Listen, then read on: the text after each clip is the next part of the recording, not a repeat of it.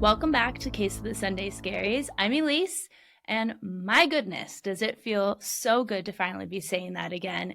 I took a little bit to figure out these next steps since Annie's departure, and I already miss playing detective with her in the studio, but I'm really excited for this next chapter. For those tuning in on YouTube, hi, how are you? This is crazy. Here I am in 4K. It's very good to see you. You look incredible today. You're killing it. Pun intended, of course. And I am so excited to be sharing the video version of this podcast. If you are watching on YouTube, please take a second, hit the subscribe button, and help this channel grow. I'm a one-woman show, researching, producing, and editing these episodes, so audio listeners will get their episodes on Sunday, as always, but the video version will be coming later in the week. Before I get started, I want to remind you that I do my absolute best to provide factual information based on public sources, and I use that research to form my own opinion. I'm only human, right? But it is just that, my opinion, and it is certainly not meant to harm anyone discussed in these episodes. I never know exactly how to give trigger warnings. After all, this is a true crime podcast, so by nature I'm going to have discussions around troubling topics. But I do want to warn you, this episode contains audio clips that are seriously disturbing. I have done my best to remove the victim's voice as much as possible from the recording because I want to preserve her dignity. As always, when I share particularly difficult content, I'm going to include timestamps in the description box if you just want to skip over that section. This episode will also have discussion of racism, sexual assault, and torture. If any of those topics are particularly sensitive to you, you take care of you. I will see you back here for another episode that's better suited. With all that said, let's get into today's case. Today, I'm covering the case of Brian Stephen Smith, the unlikely hero who would end up bringing him to justice, and the two Native Alaskan women who we know tragically lost their lives to him. It's also my belief that there is many more that can be linked to him. This is the case of the SD card killer. If you've been following this podcast for a while, you know I like to do a deep dive.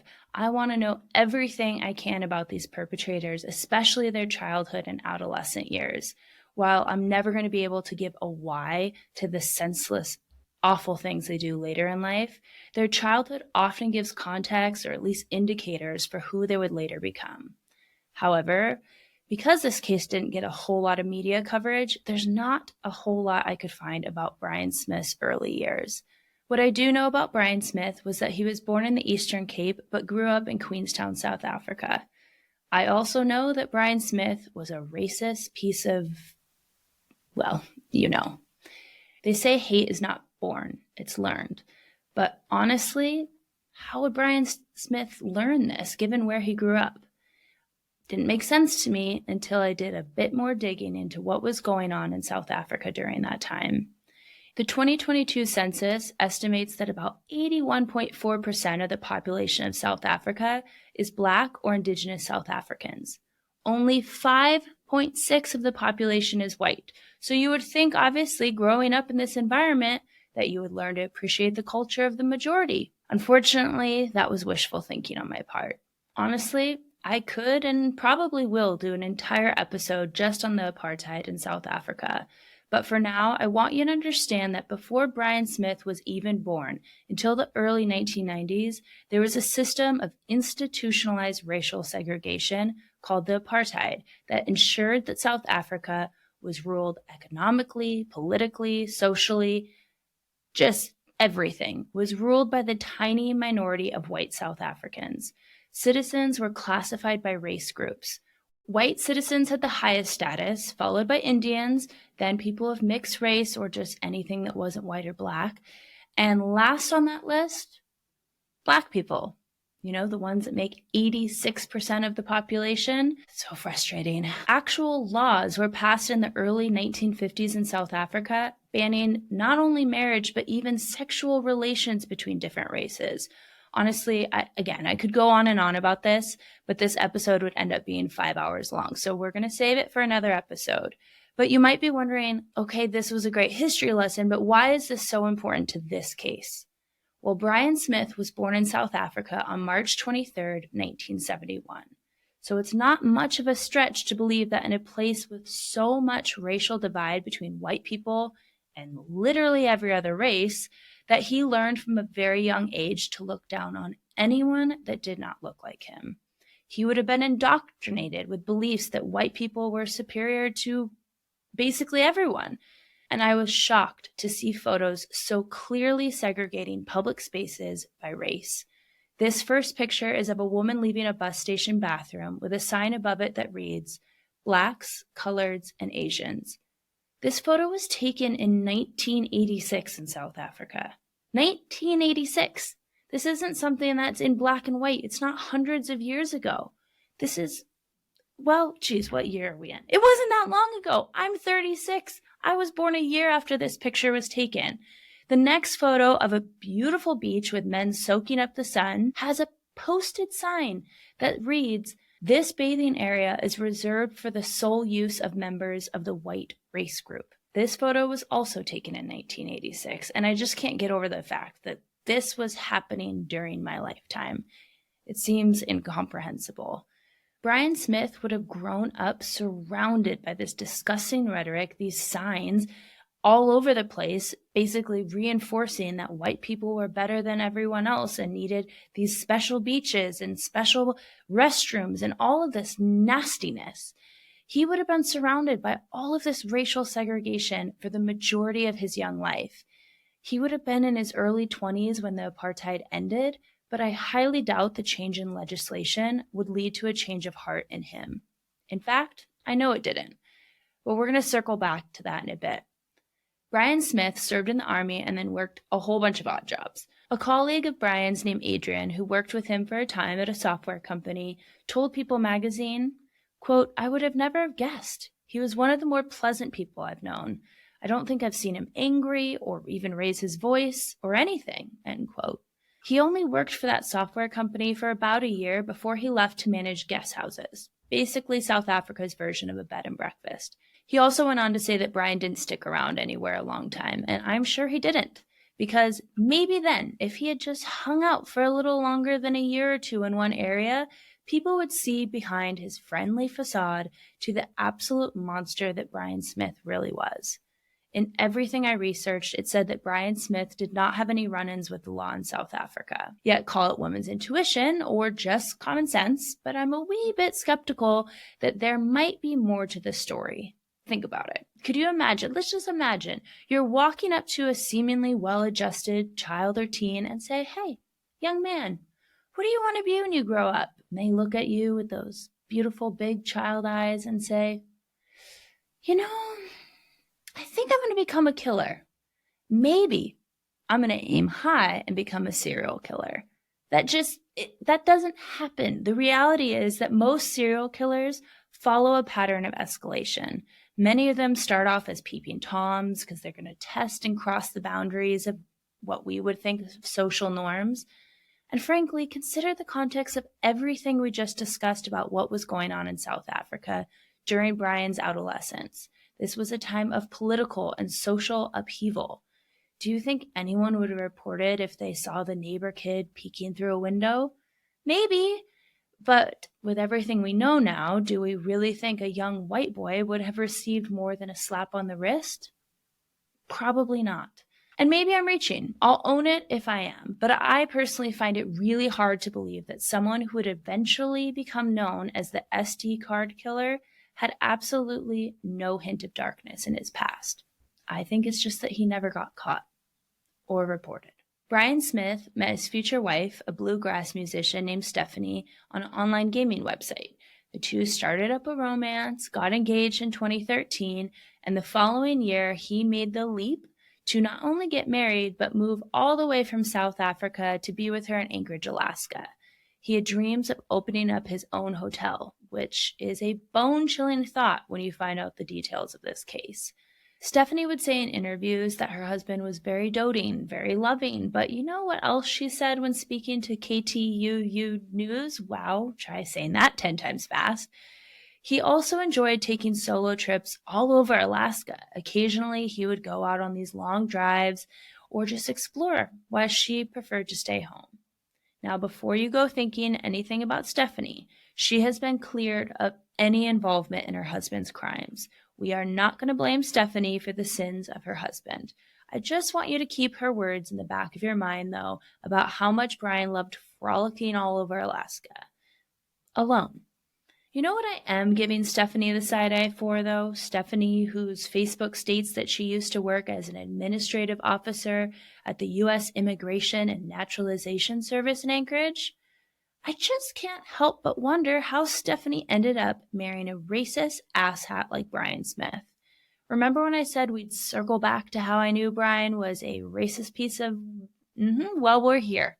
Here we are. I'm going to go out on a limb and assume that being married and all, Stephanie was probably friends with her husband on Facebook. They did, after all, post quite a few pictures together, so she would have seen the multiple racist, bigoted posts that he made and the articles that he shared all over his feed. She would have seen them because it certainly wasn't hard for me to find them, and I've never had the misfortune of knowing Brian Smith personally. I normally would not even want to read this type of nonsense out loud. However, in this case, it really is important to know Brian Smith's inner thoughts, because I do not think it is a coincidence who he later would target. On September 16th, 2014, after he had already moved to Alaska and married his wife, Brian shared an article from a website. The article was titled, quote, Mandela's Rainbow Nation, Stoning in the Street by Hate-Filled Blacks in South Africa, end quote. And above this shared article, he thought he should go ahead and caption it with his own personal thoughts.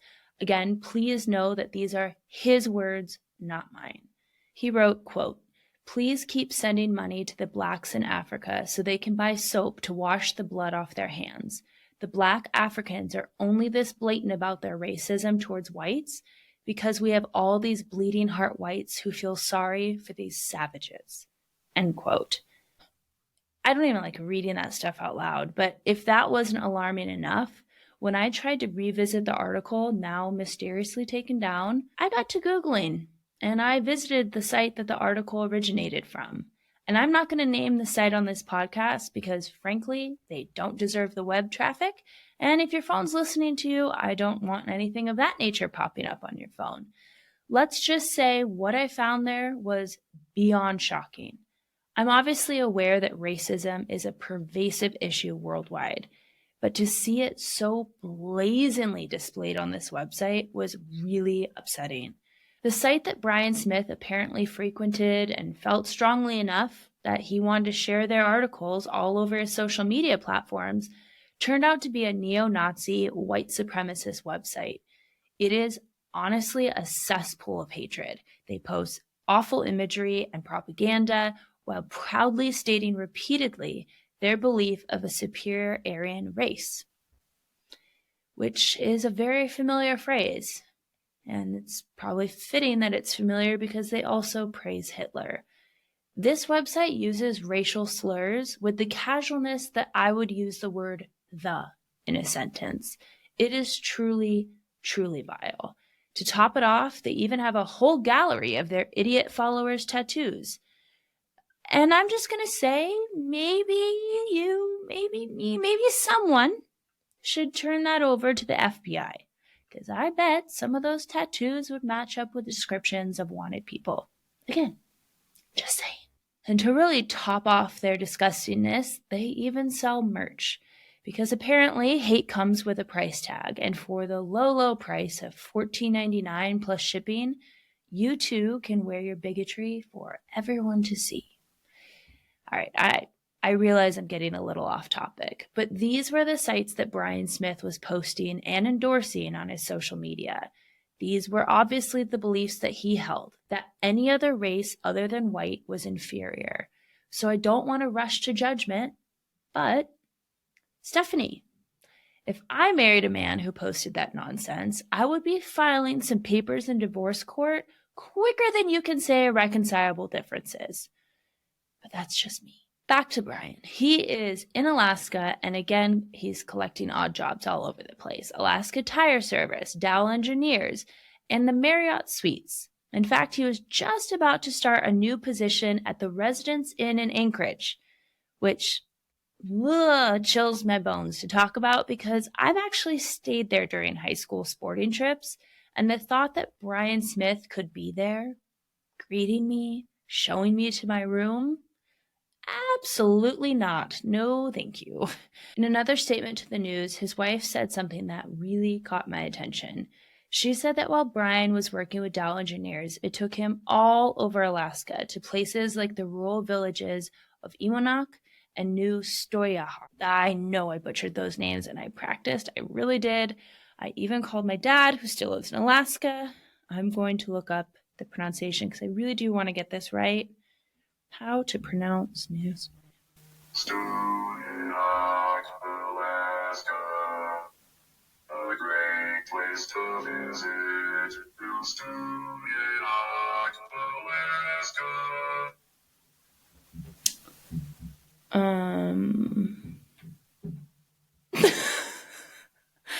Well, you gotta find moments of levity, right? Guess you can't trust the internet for anything. I do apologize. Again, I really do try my best with these pronunciations, but they are very difficult for me. She also said that he enjoyed adventuring all over Alaska's mountains, in Turnagain Pass, Talkeetna, up to Montana Creek, going to the shooting range and taking those long drives. When I was growing up in Alaska, we referred to these small towns as bush towns, and that's not derogatory in any way. It just refers to towns and villages that don't have easy access to roadway or water transportation systems. And it's interesting to note that Imonek is a small bush town of around 1,000 people. 93%, if not more, of the population is American Indian and Alaskan Native. Only 0.5% is white. As for New Stoyahar, of its 510 occupants, 96.5% are American Indian or Alaska Native. If you've made it this far, you're probably thinking, okay, Elise, we have gone down a rabbit hole. Why are you talking about the statistics of the ethnicities of these bush towns? Why are you talking about him being a racist? How does any of this connect?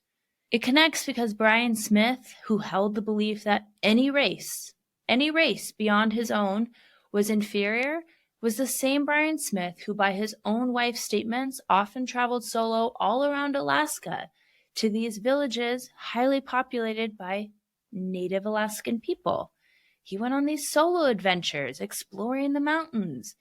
This is the same Brian Smith who killed 2 Native Alaskan women and disposed of them as if they were not even human. And it's honestly my opinion they are not his only victims. I think by the end of this episode, you will agree. In September of 2019, Valerie Kessler, an Alaskan woman who was experiencing homelessness and had turned to sex work on the streets of Anchorage, had the absolute displeasure of meeting Brian Smith. Brian had just gotten the U.S. citizenship that he so desperately wanted. In fact, he got it that same month. And with his wife out of town, he was looking to celebrate. He went around driving the streets of Anchorage until he picked up Valerie Kessler in his 1999 black Ford Ranger. That's a truck if you're not a car girl. Valerie had packed a party favor of her own, a little bit of flavored vodka disguised in a Gatorade bottle. Valerie said the pair drove around for a bit before Brian pulled into a Shell gas station to pull money out of the ATM for their, let's just call it a date, shall we? While Brian was occupied outside of the vehicle, Valerie looked over, and what was in the center console? Silly Brian had left his phone behind. And with a bit of liquid courage from her incognito Gatorade bottle, Valerie probably thought to herself, hey, I could skip having to do all this stuff with this disgusting, grotesque piece of human trash. I'm paraphrasing, of course, but I could skip all of that. In fact, I could just take his phone and probably trade it in for some cash. And in that fateful moment, she made the decision to snatch his phone and make a break for it. What would be impossible for anyone to guess is the horror that Valerie would see when she powered up Brian's phone. And I had been drinking and getting high for 2 weeks straight. Okay. So, and then I turned it on and I was sober in less than 5 minutes. What had sobered Valerie up so quickly was the phone's contents. His phone contained 39 photos and 12 videos depicting the brutal torture and murder of Kathleen Henry. Valerie was obviously horrified by what she saw, but she had to figure out what to do. She's in a bit of a pickle because she had stolen his phone after all, and she didn't want to get in trouble for that. So she came up with a plan. She goes into a grocery store and just puts the SD card right in her pocket and walks on out. And before you go judging her, consider this.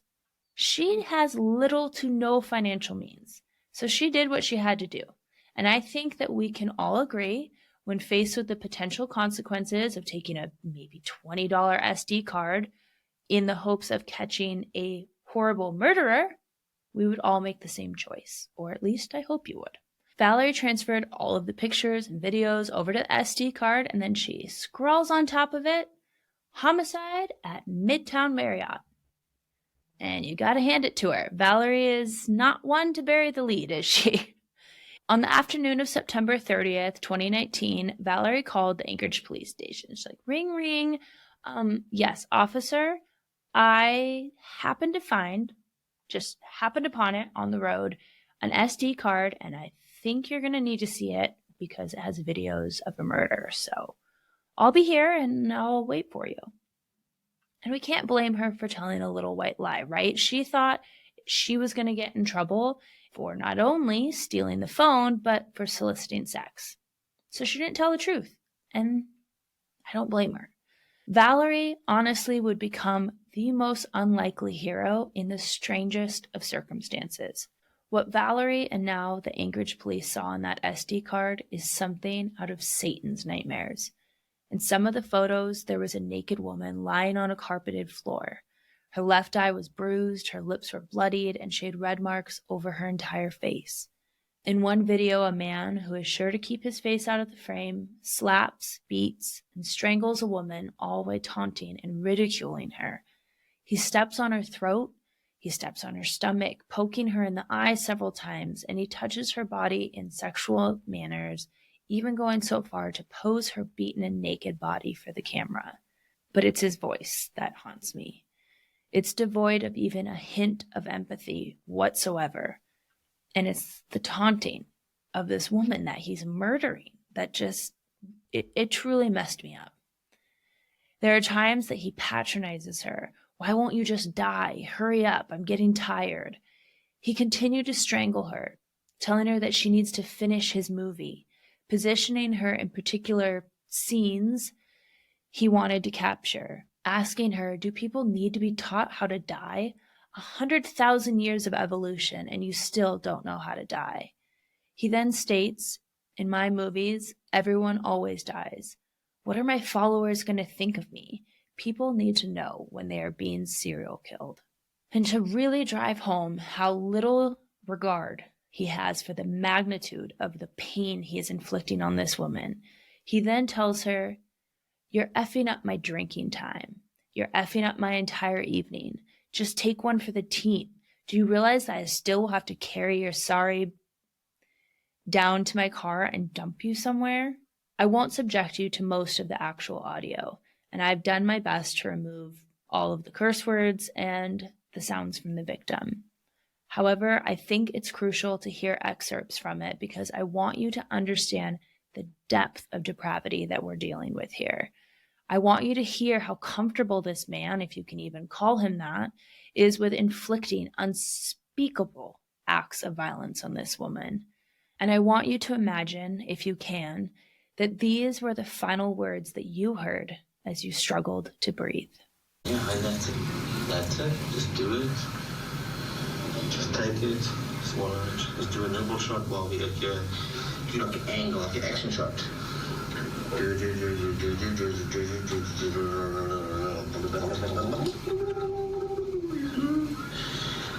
we did the nimble shot. You live. You die.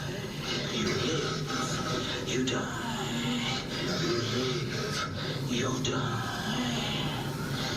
Sadly, in my movies, everyone dies. Brian Smith continued to taunt Kathleen before he eventually strangled her to death. In the final video, the killer wrapped her dead body in a white sheet, puts her in a luggage cart, and wheeled her body down to a black truck, a black Ford Ranger truck, to be exact. It's that chilling voice that would end up being his ultimate downfall, because as the police officer watched these tapes, He recognized that voice. He remembered the accent. It's very distinctive. That voice matched a suspect named in a prior investigation. The suspect was Brian Smith. If you have your good listener ears on today, you're probably thinking, wait, hold up. You said he had no criminal history, and he didn't. There was not a whole lot I could find out about the prior investigation, except that a woman had come forward with information about Brian Smith. Unfortunately, the investigation did not go forward because that informant later unalived herself. But that police officer recognized that voice, and a new investigation was about to begin. Obviously, they're going to need more than just a voice that sounded like a man named Brian on a tape to convict him. And thankfully, Brian Smith, like so many criminals, was not as smart as he thought he was. The videos and pictures on the SD card were all time-stamped between September 3rd, 2019 and September 4th. And guess which Marriott employee rented a discounted employee rate room from September 2nd to September 4th at that Marriott? Brian Smith. The fact that this man had aspirations of owning his own hotel, could you even imagine the horrors that would have taken place had he realized that dream? If you know the case of H.H. Holmes and the murder castle, that is what I'm imagining, that Brian Smith's hotel guests would check in and they would never check out. Because inside room 322, the carpets and furniture matched those from the murder videos. And honestly, now that I say that out loud, we have to give Valerie even more credit because she was able to recognize the carpet and furniture enough to write the exact location on that SD card before turning it into police. But I also want to share some rather interesting text that Brian shared with a young man named Ian Calhoun that were wildly incriminating. I don't know how these creeps find each other. Like, is there a hangout for sociopathic, murderous, terrible humans? I'm in my 30s and I find it hard enough to find, make adult friends at this age, much less people that have this similar interest. But I do want to point out, Ian has not been arrested or convicted of any crime in this case, and I have to legally protect myself and say that while the evidence of their text was used in court, I can only say that it is my personal opinion that allegedly Ian is a real creep, and this deserves to be looked into a lot more than it has been. So let's go through their text, shall we? On September 4th, 2019, the day that police believe the murder took place, this is their text message exchange. At 12:54 a.m., Brian writes, "Hee hee, you up? I'm having fun." We're off to a disgusting start. At 7:08 a.m., Ian wrote, "I was not up. Sounds like you were having a lot of fun." At 9:16, Brian responded, "Hi, I did have fun. Wanted to share." Ian, "We need to get together for a drink soon." Brian, "Are you anywhere near me today?" Ian responded, "What? I'm in Anchorage, yes, but I'll be working until 4-ish. At 9:20 a.m., Brian said, "I have something to show you. Something I cannot keep for too long." At 3:36 p.m., Brian wrote Ian, "I will be finishing at 4:30. Need to find a secluded spot to meet." Ian responded, "Okay, I should be off pretty close to then." At 4:46, Brian wrote, "Hee hee. I am at a small park close to your home. You finished work yet?" He then sent a map pin to Forsyth Park in Anchorage, close to where Ian lives. At 4:53 p.m., Ian wrote, "Give me 1 minute." These two were at this location for about 10 minutes together, per the phone evidence gathered by the FBI. And what do you think made Brian so eager to play show and tell with his creepy little buddy Ian? Could it be that at this time, the police believed that Kathleen's body was still wrapped in a sheet in the bed of Brian's truck? He did have a truck topper thing on it, but this man is so brazen that he is driving around the streets of Anchorage with the corpse of a woman that he had tortured and murdered. Not only that, but the police believe that he drove around with the body of Kathleen in the bed of his truck for 2 days.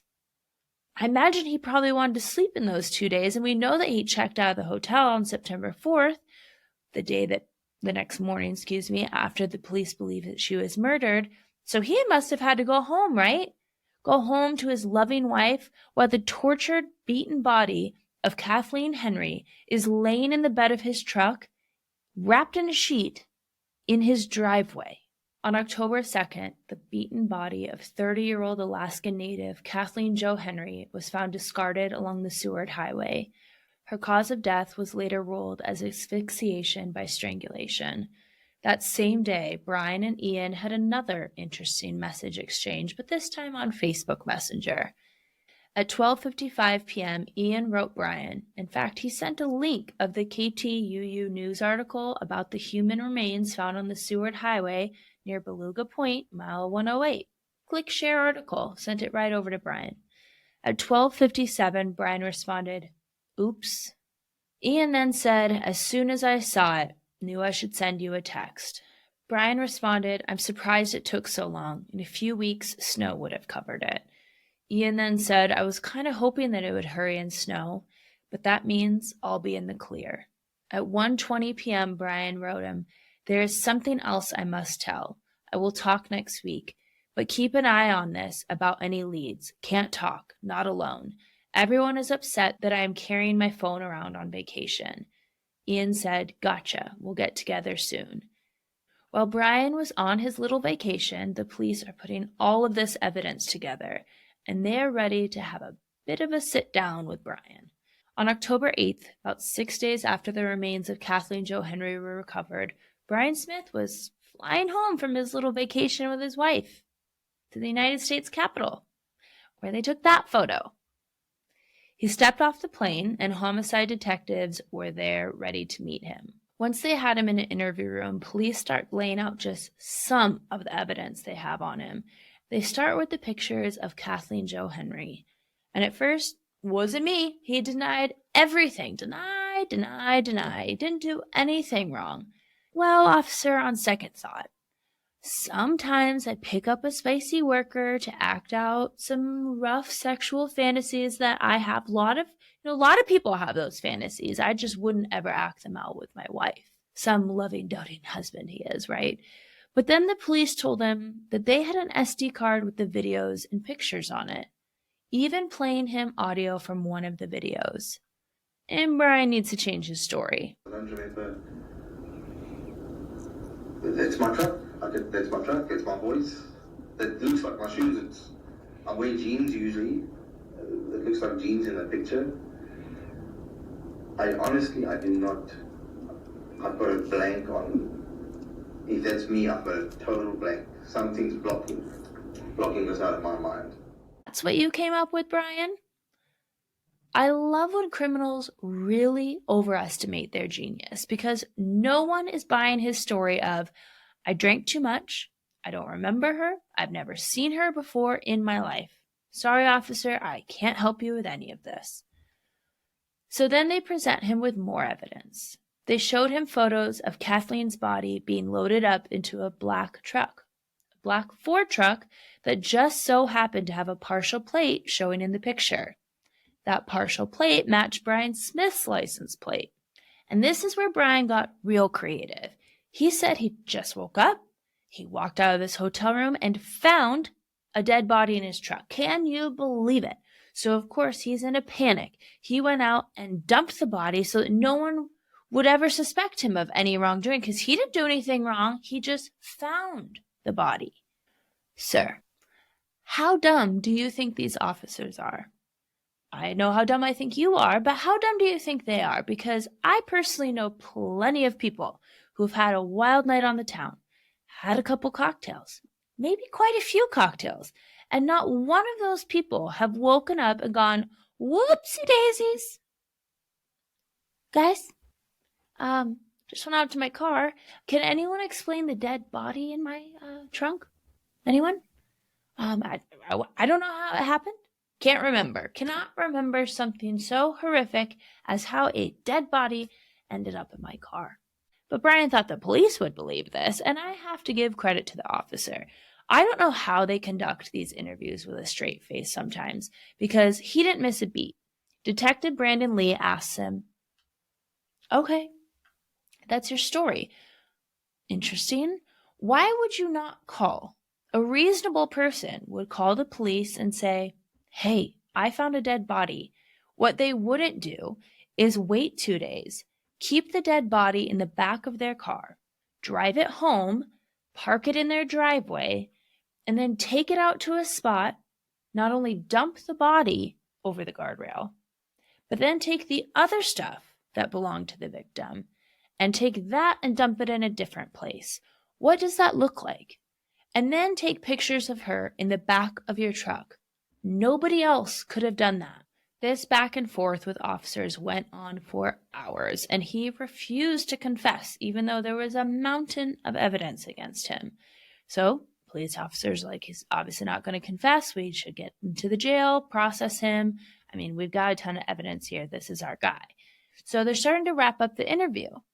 And Brian Smith says, "Excuse me, before we go anywhere, I need to pee. Gotta have a little potty break." So he's escorted to the bathroom, and once in there, he turns to the officer who escorted him in and says, "I'm gonna make you famous." Chilling. And then he went back into the interrogation room where the officers had been interviewing him, and he turns to them and asks, "Are you in a rush?" And my gosh, that just gives me goose pimples even repeating that. Could you imagine what those officers are thinking? Of course, they're going to be like, "No, we'll go ahead and sit back down. No rush at all." They had to think like, okay, this is it. Like, we've worn him down. He's going to confess to the murder of Kathleen Henry. But boy, did they get a surprise of a lifetime when they settled back into the chairs in the interview room, and Brian Smith tells them that a while back, he had picked up a woman from the parking lot of a grocery store. He told the police that he offered her a warm meal and a place to sleep, which, come on, Brian, no one thinks you're a good Samaritan here. His wife was out of town, surprise, surprise, so he takes this woman back to his house. And then he gets annoyed with her after he asked her to take a shower and she refused. Okay, seems somewhat reasonable. I wouldn't want to shower at a stranger's house either. But Brian's response to a woman refusing to shower when he asked her to was to walk into his garage, retrieve his pistol, and shoot her in the head while she lay completely unsuspecting on his couch. He admitted to officers it was unprovoked. She did not do anything. She just pissed me off. He told police that after he had murdered her, he took disturbing sexual images of her, then he covered her with a black plastic bag and drove her body in the back of his truck to a turnout on the Old Glen Highway. He offered to show them where he had left her, but as it turned out, police did not need his help. Tragically, the skull of 52-year-old Native Alaskan Veronica Abouchuk had been found in April of that year by mushroom foragers. It was believed that she was killed sometime in August of 2018, the year before Kathleen. But Brian was not done there. He confessed he often picked up unhomed women for sex and partying, and that sometimes he paid them, or other times he just got them so drunk that he took what he wanted for free. And Brian videoed these encounters and posted them on adult websites and had a whole online alter ego with the pseudonym Bradley Phillips. Police asked Brian if he had filmed Kathleen's murder for a snuff film. Snuff films, for those that don't know, and I wish I didn't know, are videos of homicides, actual homicides, of victims. They're sold on the dark web to the human equivalent of pawn scum. Brian denied that he didn't want any part of sharing that online, but quite frankly, I don't believe that for a second, because in the audio from his own videos, he mentions his followers, and he had to pose her to get certain shots of her body as if he was trying to meet the demands of others, maybe someone online. Potentially. Brian wrapped up his unexpected confession by saying, "I'm already going away for the rest of my effing life. One more thing isn't going to hurt me." Later, police would recover the gun that he had used to kill Veronica. They were also able to recover deleted videos and pictures that Brian had taken of her before and after her death. Carpet from his home was stained with blood matching the DNA of Veronica. They also found what we often refer to as a kill kit, a black bag with latex gloves, bleach, duct tape, things of that nature in his truck. They also found 2 homemade gun silencers in his home, as well as 10 phones, tons of SD cards, basically recording equipment galore at his home. Brian Stephen Smith was charged with 14 charges, including murder in the first degree, murder in the second degree, sexual assault, tampering with physical evidence, and misconduct involving a corpse, which refers to sexual penetration of a corpse. He pled not guilty to all charges and was held on a $2 million bond. Brian was brought to court to stand trial in February of this year. The courtroom was filled with local media, family members of the victims, and sitting behind her husband, Brian Smith's wife, Stephanie. I watched a lot of the live coverage, and I have to commend the judge, Judge Saxby, for a decision that he made. He said, quote, "The videos and other images in general show a woman's final 35 or so minutes of life.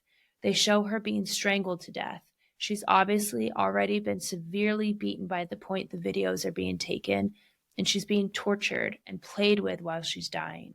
In addition to being robbed of her life, she's being robbed of her dignity, and I've concluded that I have a duty not to make the court system complicit in that." End quote. He ordered that a large screen would be faced away from the courtroom where the family members and media were. Only the jury, the attorneys, and Brian Smith could view the video. The audio would be heard by the rest of the courtroom. The audio was disturbing enough, so I really hope that that jury was provided with counseling after having to watch these videos. But I'm really glad that the judge chose to protect Kathleen's memory to the best of his ability during this trial. She was treated less than human in death, so I'm glad she got some respect during this process. As for Brian, he unfortunately also was allowed to watch the video. Of course, as the defendant, you are legally allowed to see all the evidence against you, but I just wish that he was barred from watching it somehow. Because while the jurors and people in the courtroom were visibly upset watching and or hearing this video, Brian sat with his hands folded in his lap without ever looking away, bowing his head in shame. If anything, to me, it appeared that he was mesmerized by watching his own brutality. When the evidence had been presented and closing arguments had been made, the jury only deliberated for 2 hours before returning their verdict of guilty on every charge. They also found him guilty of an aggravating factor because he had subjected Kathleen Jo Henry to substantial physical torture. Alaska doesn't have the death sentence, but the aggravating factor verdict imposes a mandatory 99-year sentence. So Brian Smith is supposed to be sentenced in July of this year, but it is safe to say that he is never going to walk free and instead will spend the rest of his miserable life unable to inflict this type of horror on anyone else. As for his wife, Stephanie, she told reporters that she plans to stay married to Brian, and she's going to visit him in prison. She said, "I said my vows. He was very good to me, but he had another life, I guess. And I don't want to keep harping on Stephanie, but if you happen to listen to this, honey, he was not good to you. He was not only cheating on you, but while you were out of town, he was killing women in your home where you rest your head at night. You can do better. You really can." I've said throughout this episode that it's my belief that these are not Brian Smith's only victims, and I think there's been plenty of evidence throughout this case that proves that. The audio in his videos implying that he had done this before, to the comfort and almost bored demeanor he seemed to have while torturing and killing a woman. It's even implied at numerous points during the video that he is sharing these videos, that he is trying to get specific shots for his followers. But not only that, he was gone for long stretches of time all over Alaska in rural areas where sadly many missing and murdered Native Alaskan women never get reported. I don't think it's a coincidence that this proven racist targeted vulnerable, unhoused Native Alaskan women. Is it that shocking that someone who held these hateful beliefs about any other race besides his own would assault and murder these Native Alaskan women and then dispose of them like they were trash to be collected alongside the highway. But it's one comment in particular. This was actually thrown out in court. The judge told the jury to disregard it, but my ears perked up. That really, just this one comment had me really questioning just how many more victims there are. Detective Brandon Lee testified that he heard a jailhouse phone call between Brian Smith and his wife where she asked him if he had sex with the women he killed. He responded, "Not with those two." I hope that I'm wrong. I truly do. But if I'm not, then my hope lies in the fact that he's going to be in jail for the rest of his life. So if there are more victims, that maybe they can be linked to him through DNA, or maybe he's going to confess, because not that I think that this man has any empathy for the victims or the victims' families, but I think he might want the notoriety, or like he said in his first confession, he's going to be in a jail cell, rotting away for the rest of his life. What's one more confession going to hurt him? We talked a lot today about the perpetrator of these crimes, but I want to conclude this episode by discussing the victims. Veronica Abouchuk had a troubled life. In childhood, she reported that she had been molested, and throughout her life, she struggled with addictions. But she would do her best to reconnect with her family and her children when she was able. In 2005, Veronica's sister, Martha Tom's body was found beaten under a picnic table in an Anchorage park. She would later die in the hospital, and her murder remains unsolved to this day.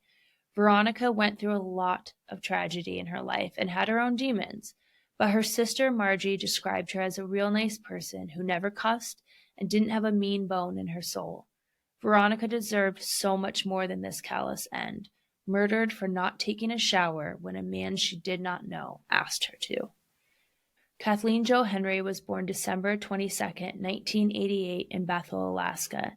She faced her own struggles with addiction, but was really excited to receive her GED when she was incarcerated. She loved social media and often took to it to post about her excitement in receiving her GED, her goals for the future, and to post her poetry. Some of her posts hinted at abusive relationships that she had experienced and her desire to get her life back on track. She would die before she would ever reach those goals. This case also highlights the national crisis of missing and murdered Indigenous women in this country.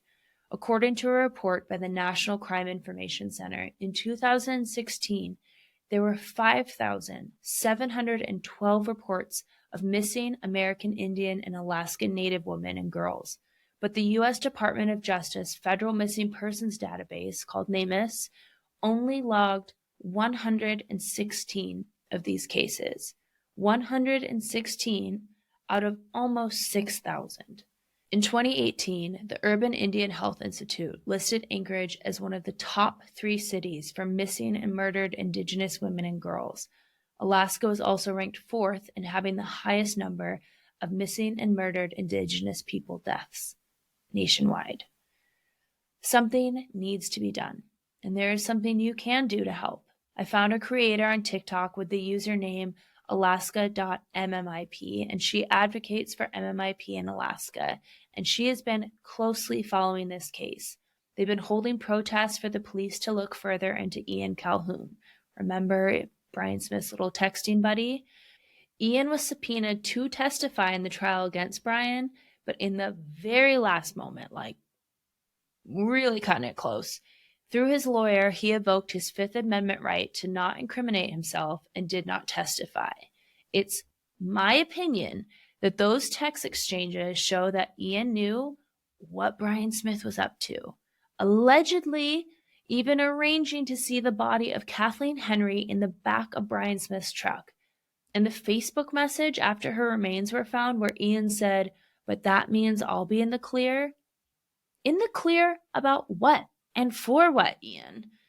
And in order to not get sued on my very first episode back, since Ian seems to be a bit litigious, I want to remind listeners that this is just my opinion, based on public records and the evidence reported in the trial and documented on numerous media outlets. In my opinion, it's weird-ass behavior that should be looked into. If you think so too, they've started a change.org petition that I will link in the show notes. And be sure to follow alaska.mmip on TikTok for developing updates on this case. Wow, okay, that was a long one. Honestly, I'm happy to be done talking about this case because it has really haunted me. But if you hung in with me this long, thank you. It honestly feels so good to be back and sharing these cases that I think deserve attention, and hopefully we can learn something along the way. All of my sources for today's episode are listed in the show notes, but listeners, if there's a case that you want covered, be sure to submit it on www.caseofthesundayscaries.com. I really love hearing from you about the cases that you want to see covered because honestly, I've started a spreadsheet of cases that were submitted by listeners and many of them I wasn't aware of.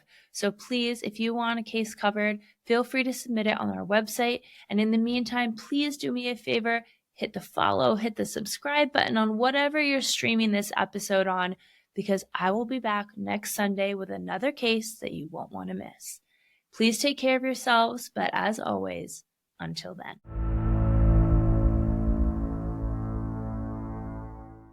So as you guys can imagine, when I'm recording these episodes, my phone is in Do Not Disturb, every notification is turned off.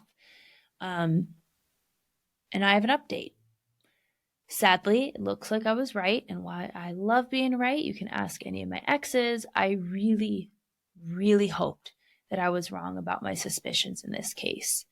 I spoke at the end of the episode about Antonia, the TikTok user with the handle alaska.mmip. Well, I reached out to her. I wanted to get her consent before sharing her advocacy work on this episode. And it turns out, as they were requesting documentation, they stumbled across some troubling evidence. I'm just going to paraphrase the document and then share a video from Antonia's account because she deserves all the credit for doing so much work, putting protests together, putting pressure on the Alaska police and just advocating for Alaska MMIP in general.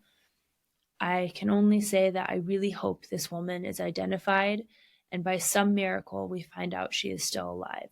The document says, Mr. Hunter, the person going through all the tech evidence, Mr. Hunter also located on Brian Smith's phone images of an unknown woman.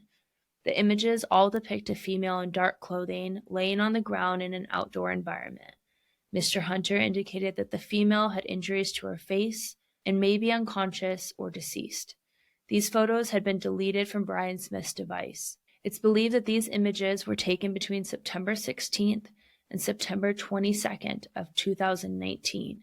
This would have been just roughly 2 weeks after the murder of Kathleen Henry, before Brian would go on his family vacation to Washington, D.C., and it turns out that they believe Brian Smith could have been staying in a hotel during this time as well, as there were pictures of an alarm clock on what appeared to be a hotel nightstand. I want to remind you that Brian Smith worked for a hotel during this time, and he had killed Kathleen in a hotel room. The document concluded by saying that because of all this evidence, it appears there may be an additional victim. Mr. Hunter went through 57 additional devices, thumb drives, phones, SD cards, etc., and determined that they all have information that could be relevant to this investigation. So again, please consider following Antonio's account on TikTok at alaska.mmip or their Facebook page they put together called Arrest Ian Calhoun Now to be kept updated on this case. I'm going to leave you with a video that she posted to her TikTok account when this document was released. We got some more paperwork about the unidentified woman that they found pictures of in convicted murderer Brian Stephen Smith's phone. I told you guys a couple of weeks ago that we were requesting paperwork, and we got some more today. If you're not sure what I'm talking about, you can click on this comment here to go watch the video about the last filing that we found, but this one has more information, and after I tell you guys about it, you guys are probably gonna be a little bit like me and like, what is APD doing? Literally, what is APD doing? Because this was filed on, it says right here, December 9, 2019, in the purple there, where I highlighted it. I made all these marks. But let's go through it. So the last video, I told you guys that APD found a picture of an unidentified woman that was laying outside on the ground. It was not the other two victims that have been identified, which were Veronica Abouchuk and Kathleen Jo Henry. So up at the top there, it says that they discovered a photograph depicting an unidentified victim who appears deceased. It says appears deceased.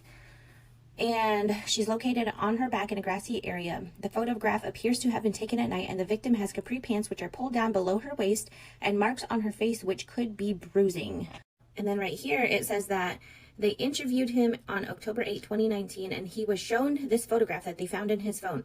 At the time, Smith said the words to the effect of, "I thought I deleted that photograph. I should be more careful." He said that to APD, and they still have not identified this woman after he said that, or even told the public about this unidentified woman in this convicted murderer's phone. And they're not even trying to ask for help, like finding out, one, if she's alive, if she's okay, why her picture was in this convicted murderer's phone, showing that she was beaten. And they're just like, oh, it's fine. We don't need to know if she's alive or not. Anyways, let's get back to this. So it says that examiners have reviewed this photograph that was likely taken between the 16th and the 22nd of September and might have been taken between the time period of 1:38 a.m. and 7:08 a.m. on the 19th. APD forensic examiners also discovered a second photograph more clearly depicting the victim's face. In that photo, she appears to have substantial facial bruising and a swollen tongue, which could indicate beating and strangulation. To date, the victim has not been identified, and it is not known if the person depicted is deceased. Oh my God. I have like zero faith in APD. So this was filed on December 2019, and then that last filing that we showed you guys, that was filed on January, I think 1st or 4th of 2024. So this many years later, she still remains unidentified. I got a call back from a detective in the homicide unit, and he told me that they still have not identified her. They have not tried to ask the public to help to identify her. We're trying to get them to send that photograph to a forensic artist to draw a sketch in case this photo is too gruesome for the public to look at. But the least they can do is ask the public for help. Like, does anybody recognize this woman? Is she alive? That's all they have to do. And they're literally not doing it. This is the second page. It goes through his applications after they found that photo, and then they found that he was driving around in the Eklutna area for a 30-minute round trip where he could have possibly dumped a body if a murder did occur. And just, oh my God, I just want to scream. I just want to scream. Anyways, I feel like we should all call APD and ask them who this unidentified woman is and why they are not trying to ask for our help in identifying her, or even trying to find out if she's okay. Because her photograph was found in a convicted murderer's phone, and they're just like, meh, it's fine.